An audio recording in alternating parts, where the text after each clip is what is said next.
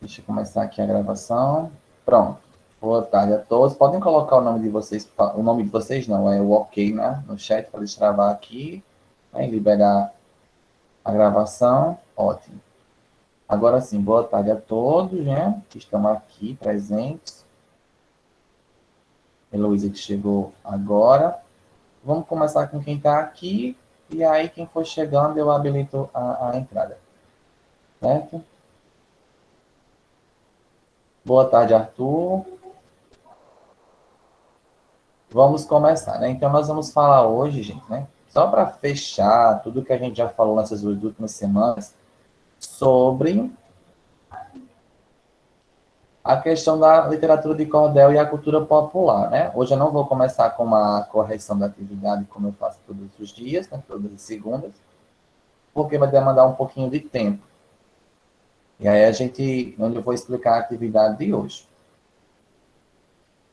certo? Que é sobre o texto poético, onde nós vamos falar. Então, para iniciar, eu quero que vocês usem o microfone, não usem o chat, por favor, porque não estou vendo mais nem vocês, nem o chat, nem nada. Eu estou vendo só a tela com o slide aqui, certo? Então, hoje a gente vai falar sobre a literatura de cordel e outras manifestações populares, né? E nas aulas anteriores, nós já falamos sobre isso, né? Sobre esses elementos. A gente vai só reforçar hoje, certo? E aí eu já reforço também que semana que vem tem a avaliação, certo? E vocês vão estudar figuras de linguagem, parte 1 e parte 2, e da semana 18 em diante. Semana 18, 19, 20, 21, semana 18, 19, 20 e 21, e figuras de linguagem, né? As duas partes, certo? Tanto a parte 1 quanto a parte 2. Estudem esses conteúdos para nós fazermos a avaliação semana que vem, que será feita pelo Google Forms, certo? Nós faremos ela pelo Google Forms. Vocês não precisarão escrever a avaliação. Então, vamos lá. Né? Entender o conceito de folclore. O que é o folclore? Então, nós vamos conhecer hoje nessa aula, né, e se encantar com a literatura de cordel, que eu já falei para vocês em aulas anteriores, inclusive na semana 21 e 20, se eu não estou enganado, e outros elementos que fazem parte do nosso folclore. Né? Então, o que é folclore? Qual é o significado da palavra folclore? A palavra folclore tem origem no inglês, em que a palavra, esse início da palavra folk quer dizer povo, e lore quer dizer sabedoria, conhecimento. Então, seria o conhecimento do povo ou a sabedoria de um povo, certo? Isso seria o significado da palavra folclore. Então, o folclore nada mais é do que um conjunto, né, de elementos que um povo produz, né? Sejam elementos materiais. Quando eu falo elementos materiais, você lembra do artesanato, por exemplo, né? Das peças que os índios produzem, né? Os africanos que aqui estiveram. E os bens imateriais, né? Por exemplo, o carnaval é uma festa, é um bem imaterial que também faz parte do nosso folclore. Né? Então, as danças, a música, a comida, né? São alguns elementos que fazem parte dessas manifestações folclóricas. Aí, só para recapitular aqui, né, a literatura de cordel, que é esse gênero literário que teve de origem europeia, certo? O nome, deixa eu só fechar aqui para aceitar um colega de vocês. Boa tarde, João Vitor. Iniciamos praticamente agora a aula. Então, a literatura de cordel é esse gênero literário que surgiu, né, na Europa e que veio para o Brasil. Então, aqui estão os livrinhos, como vocês podem ver, as fotos que vocês tiveram acesso à leitura daquele cordel Patativa na aula da semana passada e fizeram um exercício, e todos, né, que corrigiram os cadernos, se saíram muito bem, né?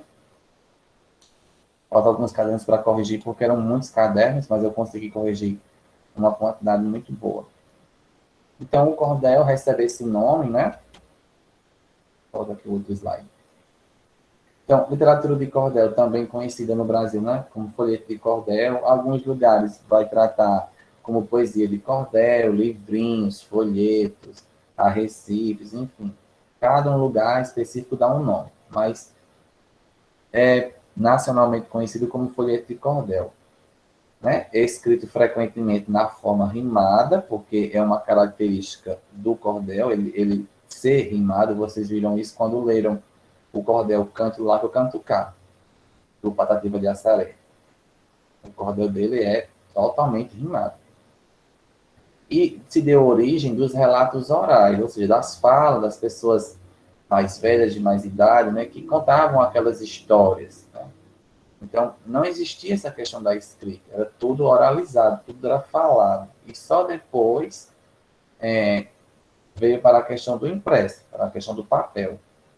Né? Então, por exemplo, os trovadores da era medieval, eles eram os primeiros artistas, né? Eram os menestréis, que saíam cantarolando pelas ruas. E eles tinham a função também de entreter a corte, né? O rei. Então, era uma função que eles tinham. Então, naquela época, não existia a escrita, era tudo oralizado, tudo era falado. Então, o nome, né, literatura de cordel, teve essa definição por eles serem vendidos, né, expostos nas feiras, pendurados em cordas, cordéis ou barbantes, e por isso é literatura de cordel, né, devido a esse fato de eles serem tradicionalmente expostos nas feiras, lá em Portugal, que foi onde se originou, e aí ficou, né? Tá aqui a foto que mostra como eles eram expostos antigamente nas feiras. Aí hoje em dia você pode perguntar, professor, mas tradicionalmente nós encontramos os folhetos dessa forma, desse jeito, né? Colocados assim? Não, né? Hoje é diferente, né? A tecnologia veio aqui para mudar tudo, então você consegue encontrar esses cordéis de forma em sites, né? Você pode encontrar em sites. Misael está aqui, ele participa do clube de leitura, e Arthur também está lá no grupo. Viram que eu disponibilizei o site. Então, hoje em dia é tudo mais tecnológico, mais moderno, e aí você consegue ter acesso, né? É mais prático, é mais rápido, é mais econômico, você não vai comprar.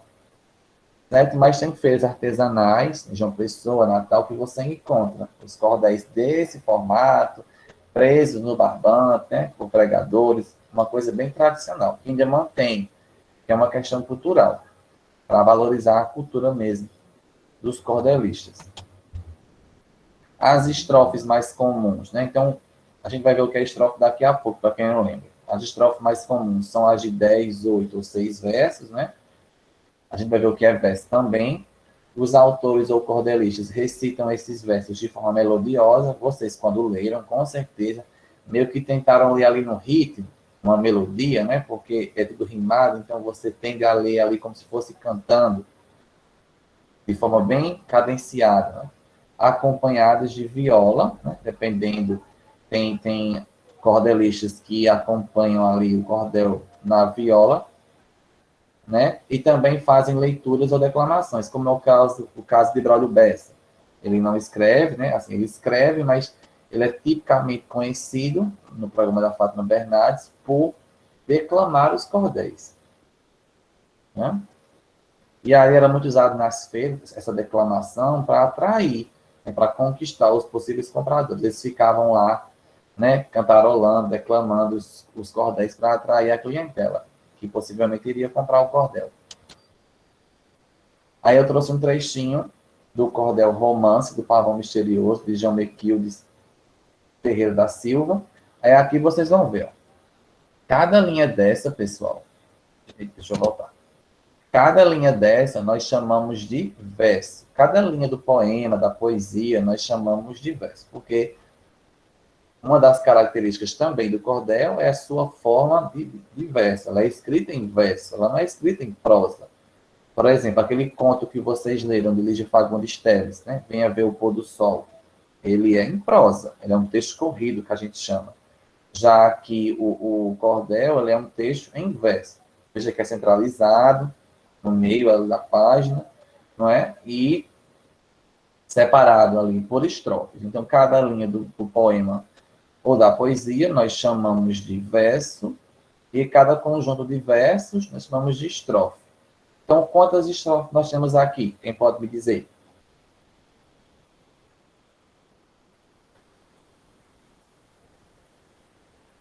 Alguém?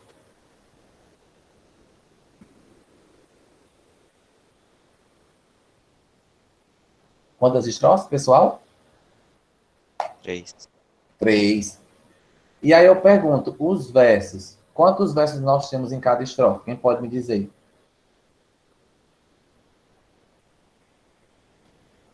19. Não, em cada estrofe, quantos versos nós temos? Cada linha dessa é chamada de verso. Em cada estrofe, nós temos quantos versos? 18. Em cada estrofe dessa. Tem 18 versos aqui. Nessa estrofe aqui, 6. Então, é típico nós dizermos que é uma sextilha. Sextilha porque são 6 versos. Mas também tem cordéis com septilhas, que são 7 versos, ou com decassílabos, né? Ou com quadra, que é 4 versos, enfim, depende muito do cordelista. Aqui são 6 em cada estrofe, e aí acho que foi Isabel que falou, outra pessoa que eu não sei quem é, mas falou aí, 18 ao todo, né? Porque tem 6 aqui, ó, 1, 2, 3, 4, 5, 6. 6 aqui e 6 aqui. Totalizando 18 versos aqui nessas 3 estrofes. E aí o cordel chegou no século XIX, no Brasil, né? Surgiu inicialmente lá na Bahia, como eu falei para vocês em aulas anteriores, e depois foi se espalhando, né? Pernambuco e outras regiões. Por isso que eles são tipicamente nordestinos, né? Porque eles surgiram aqui na região nordeste, lá no estado da Bahia. E ali foi que surgiu as primeiras impressões, pessoal, do folheto no papel mesmo, no século XIX, lá na Bahia. Foi ali que surgiu, né, com Leandro Gomes de Barros, que é o precursor, é o pioneiro do cordel no Brasil, digamos assim, ele é o mais conhecido, que trouxe o cordel, introduziu o cordel em outros estados. Foi ali que se teve as primeiras impressões, né, ali, os cordéis impressos, no papel mesmo. Inclusive, Leandro Gomes de Barros fundou algumas imprensas, né, algumas editoras que produziam não só cordéis, mas outros gêneros também. E aí, como vocês viram, o cordel não é brasileiro, né? Ele é de outra origem, mas quando chegou aqui, ele ganhou as características do Brasil. Então, esse colorido, essa questão variada da cultura brasileira foi colocada no cordel. Então, os fatos do cotidiano, os episódios históricos, as lendas, os temas religiosos que são bastante presentes na literatura de cordel. Você vai ver muitos cordéis que tratam de temas religiosos. Da chegada de Lampião ao céu, do confronto o diabo, eles colocam muita coisa assim, muito tema religioso na questão do cordel. Porque o povo sertanejo, né? Porque o cordel, como vocês sabem aqui no Brasil, era consumido, né? Era produzido e consumido pelas camadas mais simples, pelo pobre, pelo homem do sertão. Então, era aquele homem muito devoto, muito religioso. Então, esses temas eram colocados também na literatura de cordel, né? Entre outros temas. Estou colocando esse, mas as aventuras, os romances, enfim, também eram temas do cordel naquela época. Hoje em dia, né, você vai encontrar cordéis mais modernos, por exemplo, tem cordel que explica as classes de palavras da língua portuguesa. Tem cordéis que falam sobre a pandemia, que é um tema tão atual, que fala sobre a internet. Na época não tinha internet, então como é que ia se falar de um cordel sobre a internet numa geração que nem sabia o que era internet? Mas hoje em dia tem cordéis falando sobre o vício da internet, sobre o desmatamento, poluição das águas e outros temas que são bem discutidos na atualidade, política, enfim. E aí nós temos uma academia, né, um instituto, uma instituição, que reconhece esses cordelistas, né, como pessoas importantes que preservam a cultura da literatura de cordel. Então, é chamada de ABLC, faltou um Czinho aqui. É a ABLC, Academia Brasileira de Literatura de Cordel. certo? Então, lá, nessa academia, reúne os principais autores dessa literatura, né, como Patativa do Assaré, e as suas obras. Não só ele, mas de muitos outros. Né? E nós temos muitos mestres da literatura de cordel. Eu sei que quando vocês pesquisaram, vocês viram alguns nomes que estão aqui, né? Como a exemplo de Leandro Gomes de Barros, por exemplo, João Martins de Ataída. Alguém deve ter pesquisado e deve ter encontrado algum desses. Só tem esses? Não, tem muitos outros. Eu queria que vocês percebessem aí, tem uma coisa nesses nomes aqui. Tem uma, digamos assim, uma particularidade. Não sei se vocês conseguem perceber nesses nomes. Vocês conseguem encontrar algum nome de mulher aqui?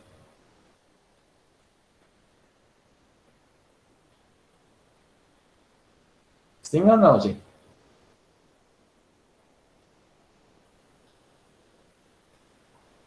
Vocês conseguem? Não. Não. E aí, por que será? Vocês têm algum palpite para me dizer? Ah, não sei, porque esqueceram de colocar. Por que vocês acham que não tem mulheres na literatura de cordel, assim como outras literaturas?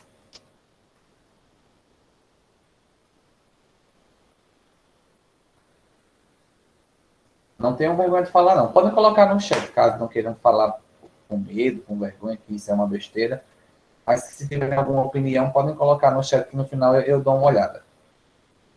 Mas aí, gente, é justamente por isso, não se tem as mulheres na literatura, porque a gente sabe que a gente ainda vive, numa sociedade muito patriarcal, onde, né, certas atividades são direcionadas para homens e não para mulheres. A gente tem muito preconceito. Naquela época se tinha essa resistência também da mulher escrever. Mas nós temos mulheres na literatura de cordel. Não tanto como a gente queria, porque veja só, é uma infinidade de homens na literatura, assim como em outras artes. Você vai ver que se destacam mais homens do que mulheres. Não porque as mulheres não têm talento, não é isso, pelo contrário. É porque foi ocultado, né? Foi escondido, não foi permitido que elas pudessem expressar a sua arte. Então, não só na literatura de cordel, mas em outras artes, você vai ver que tem uma resistência muito grande quando se fala na questão da mulher, o papel da mulher em determinadas profissões, não é? E até mesmo em literaturas. Você pode ver que você sempre vai encontrar em literaturas, né, livros, que só quem escreveu foi homem. Por exemplo, no Brasil, Machado de Assis, José de Alencar e outros autores que vocês vão conhecer lá no ensino médio. Você vai ver que só tem mais homens. E por que não mulheres? E quando sempre tem uma mulher, sempre tem uma crítica por trás, sempre tem uma tentativa de não querer reconhecê-la como uma representante da literatura. Vocês vão ver isso quando vocês estiverem mais maduros cognitivamente falando, né? E quando estiverem lá no ensino médio ou numa faculdade, vocês vão saber do que eu estou falando com maior precisão. Aí a estilogravura, que vocês viram que ela é aquela técnica de talhar na madeira, né? Que vocês viram que é uma espécie de carimbo. Hoje em dia foi substituído, claro, pela impressora, pela tecnologia, mas alguns cordelistas ainda preservam essa tradição de fazer a estilogravura ali naquele formato natural, aquele processo tradicional mesmo.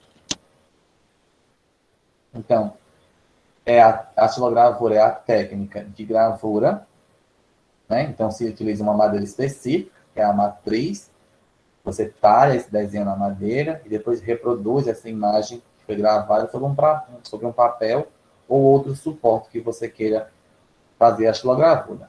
É um processo muito parecido com o carimbo, como eu disse para vocês em aulas anteriores. Aqui são as vinhetas da novela, né? Cordel Encantado, novela das seis que passou há um tempo, não vale a pena ver de novo, ela foi reprisada. E ela usava, claro, aqui não é a estilogravura feita na madeira, assim, é inspiração, né? Claro que aqui foi feito com computação gráfica, mas é baseado na arte da estilogravura. Então, veja como é o desenho, né?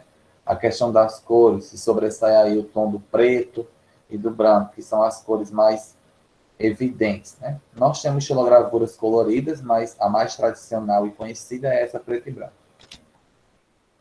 Tem aqui outra imagem. E aqui como era feita antigamente a questão da xilogravura, né? Essa base de madeira, onde se desenha o que você quer, e o resultado final é esse que vocês veem aí do lado, né? Essa maravilha. E como eu disse, e volto a dizer, muitos cordelistas ainda optam pela forma tradicional de fazer xilogravura. Eles dispensam a tecnologia. Que bom, né? Só assim preservam a cultura, a tradição. Aí, outro elemento da manifestação cultural, né, do folclore brasileiro é a cantoria de viola. Me digam aí quem é que não tem um avô ou um parente, né? Assim, eu digo um avô porque é mais típico das pessoas de maior idade, né? Assim, de mais idade, ouvirem aquele programa de rádio, né? Cantoria de viola. Vocês têm alguém que gosta de ouvir? Alguém conhecido que gosta de ouvir o programa de rádio, essas cantorias de viola? Minha avó. Minha mãe. Olha que coisa boa. Podem perguntar a elas que elas vão ter, né, maior propriedade e segurança para falar disso. Né? Então, se vocês não sabiam, apresento a vocês que a cantoria de viola é um elemento da cultura popular. Então, tirem da cabecinha de vocês que o folclore é só as lendas do Boto, da Iara, Saci Pererê. Cantoria de viola é uma cultura, é um elemento, é uma manifestação da cultura popular, porque é feita pelo povo e para o povo.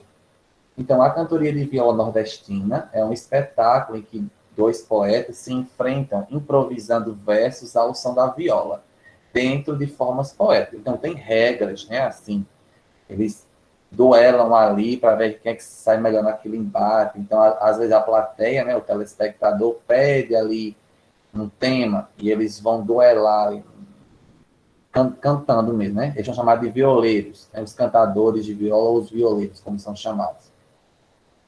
E aí eu acho que eu passei uma vez já em Isabel, ela tava o radinho ligado lá, eu ouvi. Não sei se eu estou enganado, mas eu ouvi, assim, o rádio ligado. O meu avô, né, que faleceu, ele era fã, então 5 horas ali, 4h30, 5 horas, eu acho que assistindo até à noite. Eu não sei se o programa que a sua mãe ou a sua avó, a avó do colega que falou aí, se é aquele programa Poesia, Verso e Viola. É esse programa?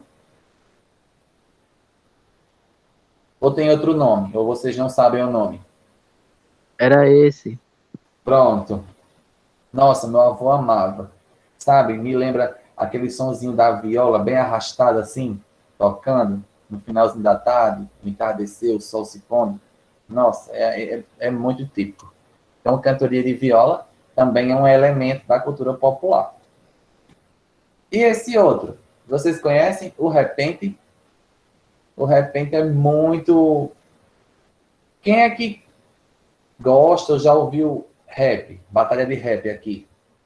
Eu já. Pronto. Batalha de rap tem lá os rappers duelando, né? Só que o repente é parecido com o rap. Só que, tradicionalmente, o repente é nordestino, tem uma questão mais cultural, mais da região. Né? O repente é uma forma improvisada. O que seria o repente, professor? Repente quer dizer de repente. Então, os repentistas eles são colocados à prova. Eles vão ali se confrontar, duelar. Alguém vai dar um tema variado, um tema qualquer, e aí eles vão improvisar. Então, o repente é parecido com o próximo elemento que eu vou mostrar daqui a pouco, que é a embolada. Né? Porque é o improviso, é na hora, não é nada decorado, não. Eu chego lá para os repentistas e digo, quero um tema sobre a Covid-19. Vocês vão ter que duelar agora. Quem se sair melhor, ganha. Então, esse é o desafio, e quem cumpri-lo, né, que conseguir cumprir com as regras, porque tem que ser rimado, tem que ser algo bem colocado, aí vence o desafio. Então, esse é a característica do repente, né? Quem faz o repente são os repentistas, ou os cantadores, né? Aí você lembra, repente, de repente. Quer dizer assim, de súbito, improvisado, na hora. E esses? Vocês conhecem esses carinhas aqui, Caju e Castanha? Alguém conhece? Sim. Conhecidíssimo demais por alguns, né? Caju e Castanha. Tem gente que já viu na televisão, tem gente que já ouviu algum, algum sucesso, eles têm algumas músicas, né? Nesse estilo de embolada, que fala do rico e do pobre, do gordo e do magro. Então, a embolada, ou coco de embolada, ou coco de improviso, ou coco de repente, é parecido com o repente, né? Tem o uso do pandeiro ali, o batuque do pandeiro para fazer ali o acompanhamento, e é formado por uma dupla, né? Que eles têm que fazer versos bastante métricos, né? Bem sequenciados, rápidos e improvisados, né?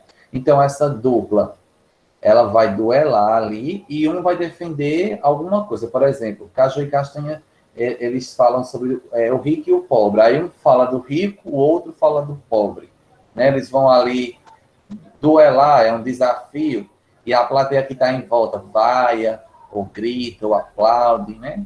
Levando em consideração ali o ritmo do desafio. E aí ganha quem tiver uma resposta rápida e surpreender a plateia, né? Uma resposta bem bolada, certo? E aí é diferente da cantoria de viola, né? Porque a cantoria de viola é aquela coisa mais lenta, mais arrastada, e o pandeiro não, é a coisa mais agitada, mais melodiosa, né? E vai retratar o cotidiano. Geralmente esses artistas se apresentam na rua.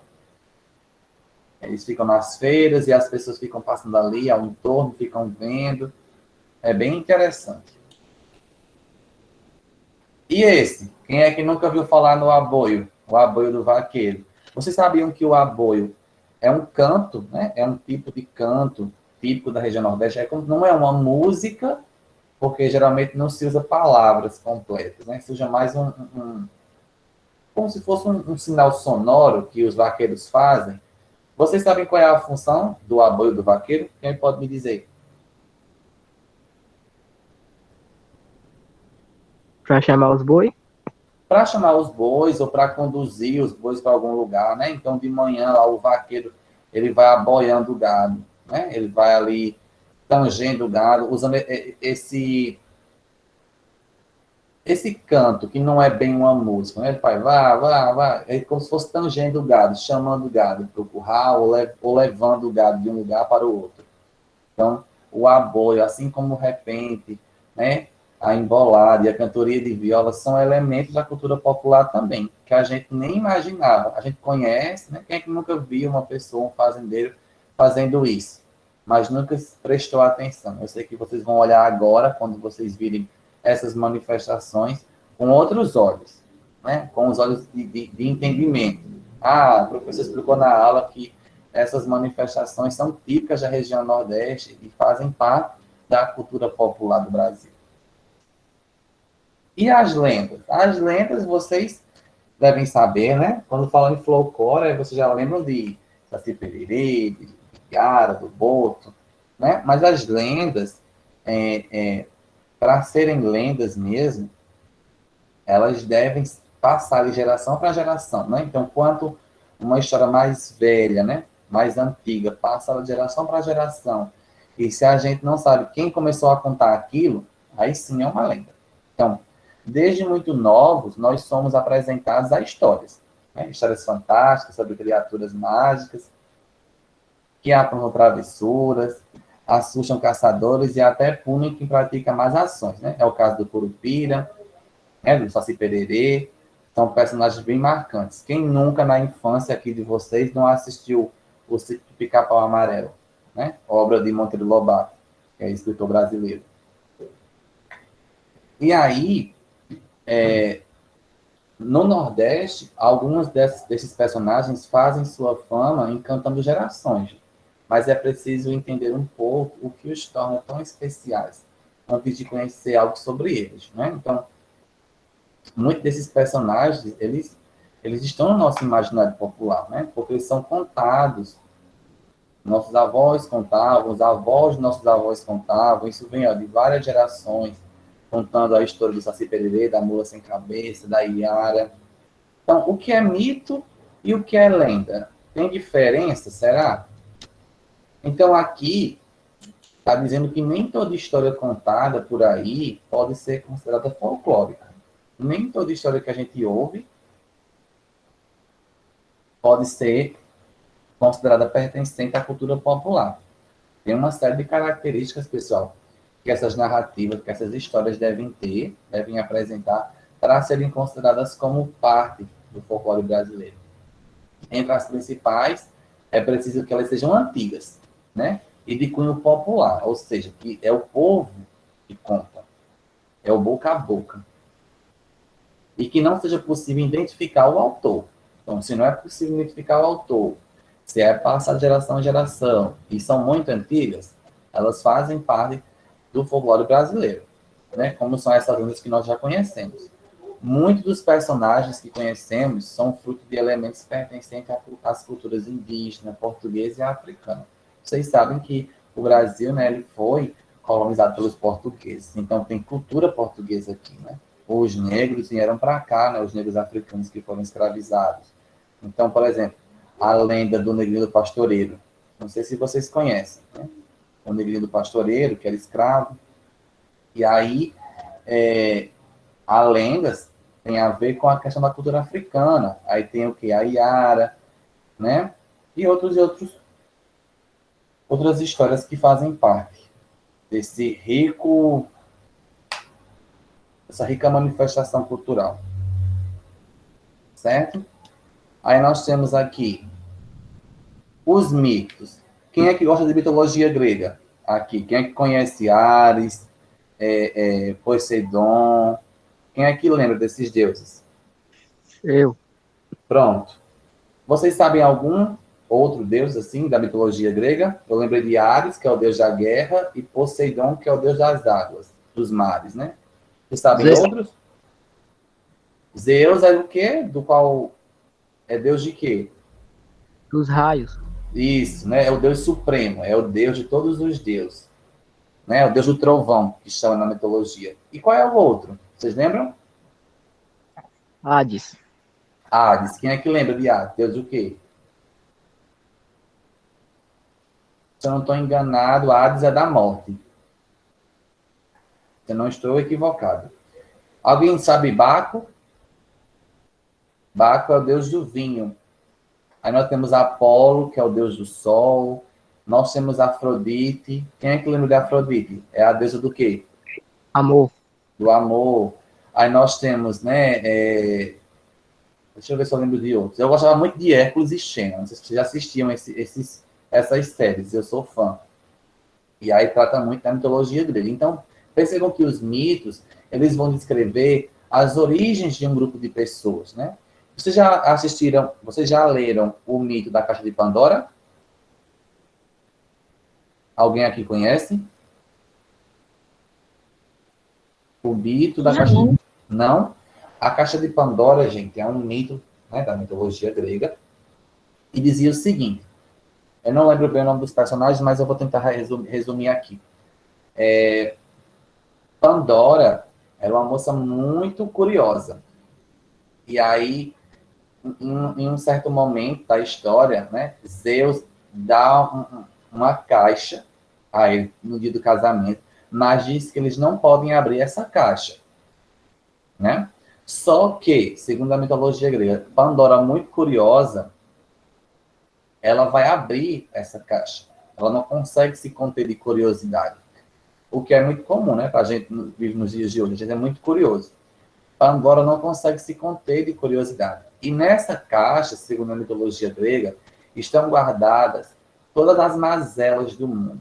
Todas. O ódio, o rancor, a raiva, o desespero, a fome. Todos esses sentimentos que permeiam o mundo. Mas também há a esperança dentro dessa caixa, que é o único sentimento bom. Só que Pandora, né, curiosa, ela vai abrir a caixa. Então, no momento que ela abre a caixa, todos esses sentimentos, eles fogem. E aí, o susto que ela tem, ela fecha a caixa. No momento que ela fecha a caixa, é a esperança que fica presa. Alguém quer falar? Não, né? E aí, no momento que ela fecha a caixa, a esperança fica presa. É por isso que surgiu aquela expressão que a esperança é a última que morre. Vem mais ou menos da mitologia grega. Porque todos os sentimentos ruins ficaram libertos, mas a esperança ficou fechada. Do susto que ela teve, ela fechou a caixa. Então é um mito também da mitologia grega, da caixa de Pandora, que vai explicar essa questão aí desses eventos, né, dessa cultura específica, que no caso é a cultura grega. Se vocês não sabiam, depois eu posso disponibilizar um vídeo para vocês. Só é pedir no grupo. Professor, manda o vídeo do mito da caixa de Pandora, aí eu mando para vocês, certo? É só me pedirem, para eu não esquecer. Já a lenda, né, por outro lado, é uma narração escrita, né? Hoje em dia ela é escrita, mas antigamente ela era oral. As pessoas se reuniam em volta da fogueira para relatar esses fatos de assombração, essas histórias assombrosas. Quem é que não gostaria de ouvir aquelas histórias de assombração, né? E que foram modificadas pela imaginação popular. Por exemplo, hoje em dia nós temos as lendas urbanas. Vocês conhecem alguma lenda urbana? Pode falar. Alguém conhece? O que seriam as lendas urbanas de hoje? Seriam essas lendas que são contadas desse mundo moderno, por exemplo, a loira do banheiro. É uma lenda urbana, né? Ela não é uma lenda antiga, é uma lenda moderna. Então, por isso que nós chamamos de lendas urbanas, porque surgiram recentemente, né? Mas, por exemplo, a questão dos ETs. As pessoas associam já a uma lenda porque de tanto ser noticiado nos jornais, de tantas pessoas disserem que viram, já foram abduzidas. Enfim, o boca a boca, né, esse relato aí que passou de boca em boca, acaba que essa questão dos ETs tornou-se uma lenda. Certo? Aí vejam só. Eu trouxe para vocês um dos maiores, se não o maior folclorista brasileiro, que é esse senhorzinho aqui, Câmara Cascudo. Né? O nome dele completo é Luiz da Câmara Cascudo, e ele é de Natal, Rio Grande do Norte, aqui do lado do nosso estado, da Paraíba. Né? Então, Câmara Cascudo, gente. Olha a quantidade de coisas que o homem foi. Historiador, sociólogo, musicólogo, antropólogo, etnógrafo, folclorista, poeta, cronista, professor, advogado e jornalista brasileiro. O homem foi 11 coisas, né? E muito conhecido pelos estudos que ele fez sobre folclore, para entender a cultura popular, né? Eu não sei se você já assiste Netflix. Alguém já assistiu a série Cidade Invisível aqui? Alguém já teve curiosidade ou já assistiu, não sei, ou já viu algum trailer? Há uma série no Netflix chamada Cidade Invisível, que fala sobre a questão do folclore brasileiro. Né? Então, Câmara Cascudo vai falar também sobre essa questão do folclore, né? Essa manifestação sobre a cultura popular como um todo. Aqui tem algumas obras dele. Ele tem várias obras, mas entre elas eu coloquei esses 3 aqui, certo? Livros que falam sobre a alimentação do Brasil, os gestos, né? A história dos nossos gestos, enfim. Outros e outros livros que ele deixou. E aqui, gente, eu trago para vocês uma escritora cacimbense, certo? O nome dela é Maria das Dores Freire da Silva. Inclusive, a casa que eu estou nesse momento é a casa dela. E ela é escritora também. Mora aqui em Cacimba, né? Nasceu em Araruna, mas mora aqui em Cacimba. Aqui está a biografia dela, se vocês quiserem ler depois, a quem tiver interesse em ler tudo, conhecer um pouco mais sobre ela, me pede a biografia que eu mando, especificamente para quem quiser ler, para conhecer mais um pouco sobre ela. Né? Então, ela já escreveu 2 livros, né? E o primeiro foi sobre Câmara Cascudo. Aqui está ela, essa foto do meio da escritora cacimbense, certo? Aqui está a página, se alguém quiser seguir lá no Instagram para ver. Esse daqui é o nome do perfil, Escritora Dores. Aqui está o primeiro livro dela, que ela escreveu, certo? Esse aqui é o segundo. O primeiro fala sobre Câmara Cascudo, que é o folclorista brasileiro, né? Que fala sobre cultura popular. Ela também adora cultura popular. Inclusive, ela dá aula aqui no município de Cacimba. Já foi professora da Escola José Sarney. A primeira turma a ser fundada lá no Sarney foi ela quem fundou. Tem uma placa lá com o nome dela. A primeira placa do Sarney é aquela preta, que é de metal. Ela foi a pioneira, foi a primeira professora da escola Sarney. Quando a escola foi fundada, na época, ela era professora. E esse segundo livro aqui fala sobre a região Nordeste, a cultura dos estados do Nordeste. Vai falar sobre comida, sobre cultura, turismo, enfim, os pontos turísticos do estado do Nordeste, sobre tudo. Tudo que vocês imaginarem. Quem tiver interesse de ler o livro, me diz também lá no privado que eu vou fazer uma surpresa. Mas tem que realmente ter interesse em ler o livro. Eu tenho que saber que a pessoa está interessada em ler o livro. Certo? Então, se quiserem conhecer mais um pouquinho, vão nas redes sociais dela. Ela também escreve poemas, poesias. Certo? É uma segunda mãe para mim também. Uma pessoa que eu tenho muito carinho e admiração. E conheci ela no trabalho, quando eu comecei a trabalhar, quando eu comecei a dar aula. Pronto, gente. Aqui nós encerramos. Eu só quero mostrar para vocês aqui a questão da atividade. Vocês estão... Deixa eu ver. Vocês comentaram alguma coisa aqui no chat? Não. Não comentaram. Deixa eu só encontrar aqui a atividade de hoje, rapidinho, tá? Porque é sobre o texto poético, então, vejam só. Estão conseguindo visualizar a minha nova tela? Me digam aí. Sim ou não? Sim. Pronto, vamos finalizar aqui rapidinho para a gente, né, se despedir. Nessa semana 22, nós vamos estudar sobre o texto poético.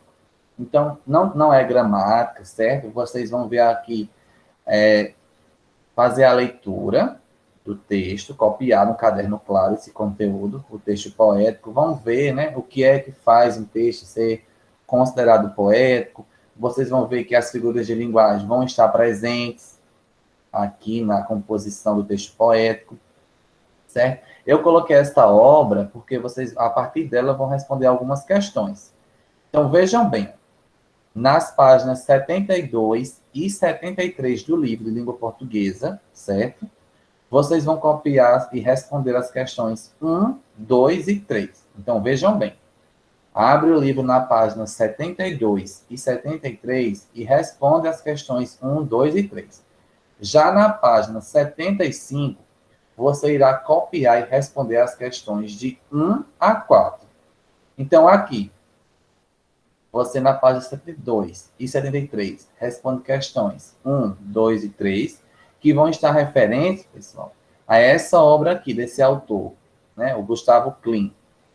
O nome dessa obra é O Beijo, certo?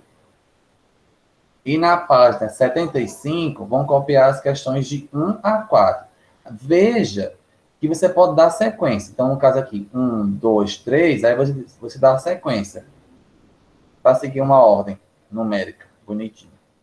A próxima questão é pesquisar algum poema, poesia ou música que trata da temática do amor. Então, traga uma música que fala sobre o amor, um poema bem conhecido, assim, bem, sabe?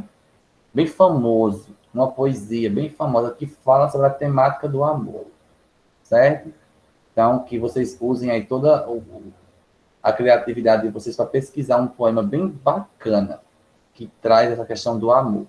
Aí aqui vocês têm, percebam que essa questão aqui, ó, as questões de 1 a 4 da página 75, vocês vão ter como texto base para responder a música do Jota Quest, certo? Aquele grupo. O nome da música é Amor Maior. Aí tá um trecho da música, então as questões de 1 a 4 na página 75 é referente a essa música aqui. E aqui, por último, tem uma pequena poesia de Shakespeare, né, que fez a obra Romeu e Julieta. E aí tem lá, duvida da luz dos astros, de que o sol tenha calor. Duvida até da verdade, mas confie meu amor. É uma pequena poesia dele, e aí vocês vão dizer, né, a partir da leitura, o que você conseguiu compreender. Fazendo a leitura desse essa pequena poesia, né? Dessa estrofezinha aqui. O que é que você conseguiu compreender? A aula dessa semana está toda poética, toda romântica. Então, só para finalizar, vejam que o texto poético, ele faz você pensar, ele faz você viajar, né? Viajar sem sair do lugar. Ele vai usar ali figuras de linguagem para demonstrar as emoções, os sentimentos, né? Quando você lê, você imagina que quem escreveu ali estava passando por um momento assim, às vezes triste, porque sofreu por amor, ou um momento bom, porque estava amando. Então, sempre vai expressar essa questão dos sentimentos, né? E aqui diz que os primeiros textos poéticos, eles foram, né, criados na primeira vez para serem cantados, e depois foram escritos em formatos de prosa. Então, façam a leitura do conteúdo, copiem tudo, né, conteúdo e atividade no caderno. Qualquer dúvida, se vocês tiverem ainda, aí vocês me perguntam. Tá certo? Combinado, pessoal? Sim. Então, ótimo. Por hoje, deixa eu só um minutinho. Menina Heloísa já saiu da aula, nem esperou dizer que eu disse tá ótimo. Calma que vocês sabem, gente. Coloque o nome de vocês no chat para a chamada, por favor.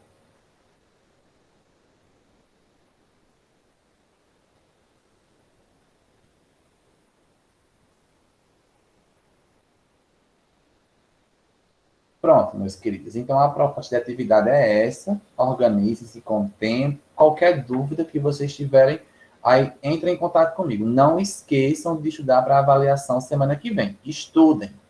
Só vai tirar uma nota boa quem estudar. Certo? Então, caprichem se tiverem alguma dúvida em relação aos conteúdos. Só para finalizar, para fechar. Figuras de linguagem, parte 1 e parte 2. E semana 18, 19, 20, 21 e 22. Estudem essas semanas, certo? Anotem aí, estudem, para segunda-feira realizar a avaliação, tá bom? Nós não teremos a atividade na segunda-feira, vai ser só a avaliação. Combinado? Então, um abraço, fiquem com Deus e até a nossa próxima aula. Tchau, pessoal.